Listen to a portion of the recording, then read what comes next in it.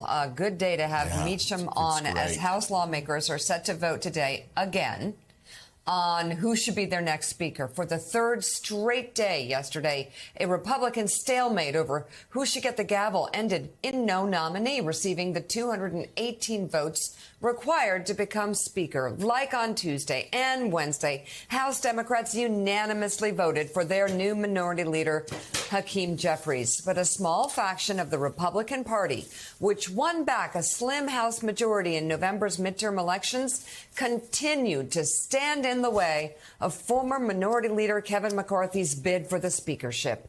In 5 more ballots yesterday, bringing the total to 11 this week, McCarthy failed to pick up a single new vote. For historical context, the last time a speakership race went to a 12th ballot, that was more than 200 years ago, back in 1821. After the 5th new ballot ended with the same result as the previous 4, House Republicans narrowly won a vote last night to adjourn until noon today. On his way out of the building last night, McCarthy was optimistic, despite his historic losses. I felt very positive yesterday. I feel more positive today. I think we had really good discussions. I think it really come to a really good point. I think. Did you close it though? We'll see. So that was McCarthy last night. Members both for and against him spent much of yesterday huddled behind closed doors. Sources close to the process now tell NBC News they believe the members are close to a promising deal, in their words, and we're working out the details. As for specific demands from those far-right members still holding out, looks like they'll get much desired prime slots on several key committees, including appropriations, banking, and rules. The deal also reportedly will include the motion to vacate at a threshold of 1 member, meaning any 1 member of the House can call for a vote to remove the speaker at any time.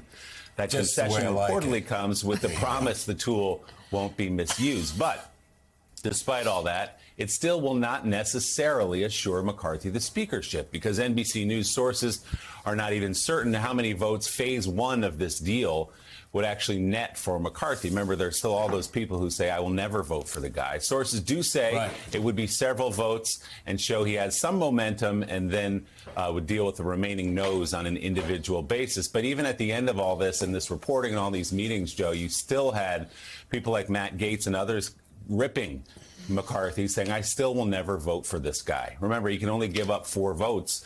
Even after giving away the store, it's not clear he can get to that threshold.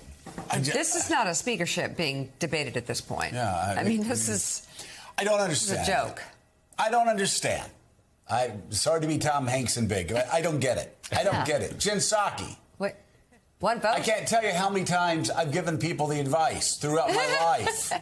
Don't negotiate against yourself. Sit back. Wait. If they're not meeting you halfway, you sit there. And just to be blunt, it's the old Republican in me, not the snowflake triggered weak variety of Republicans that appear to be roaming Capitol Hill today.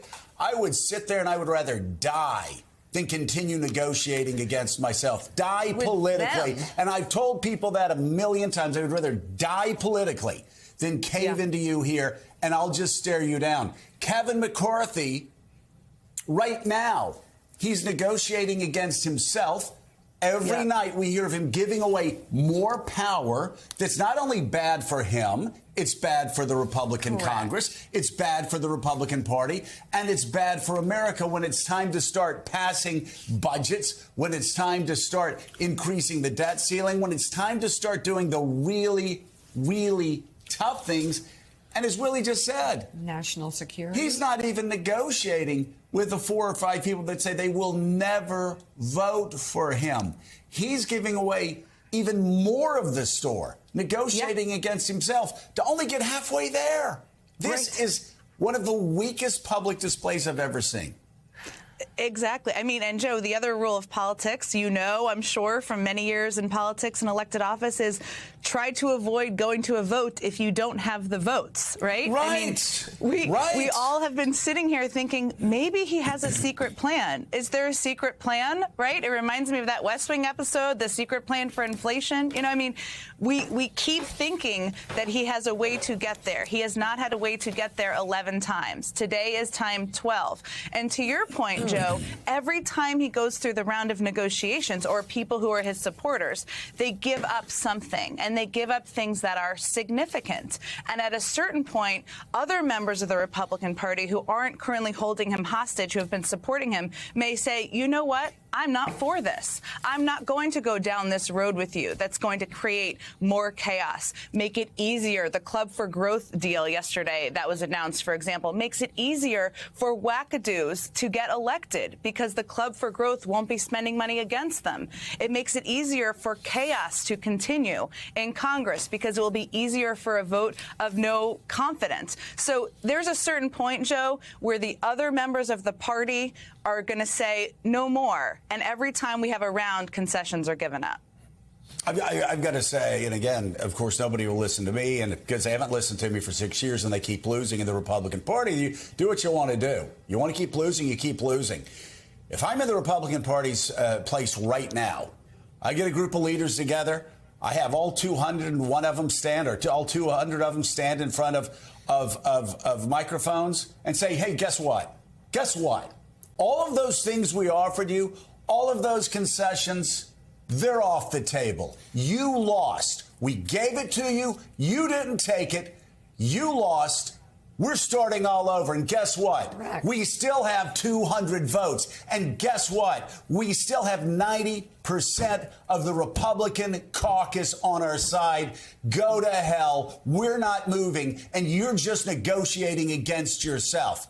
Now, if you want to get a deal that gets enough votes for Kevin McCarthy, that gets us to 218, we'll talk to you. But stop this shuttle diplomacy where I'm running around and you're making me chase my tail and you're telling me that you may give me 3 or 4 votes, which still means I'm not Speaker of the House, which still means we can't actually swear in our members-elect, which actually means our staff members won't be paid pretty soon, which actually means we can't start the committees so we can do the work of the people, like investigating whether Hunter Biden once stole second base illegally when he was 7 years old. Whatever Republicans want to do, it's not being done right now because of these holdouts and this weakness. This negotiating against yourself, this shuttle diplomacy, when you stay up all night and then they come out and talk to the press and tell you to go to hell.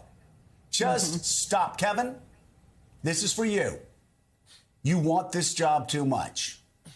You've wanted this job too much for too long. It makes you weak. It's just like, let me offend my viewers. It's just what I said about the Iranian nuclear deal. They wanted the deal too much. My good friend John Kerry wanted the deal too much. President Obama wanted the deal too much. So they negotiated from a position of weakness. Now let's take it all the way back here. You want this speakership too much. Too much to tell them to go to hell.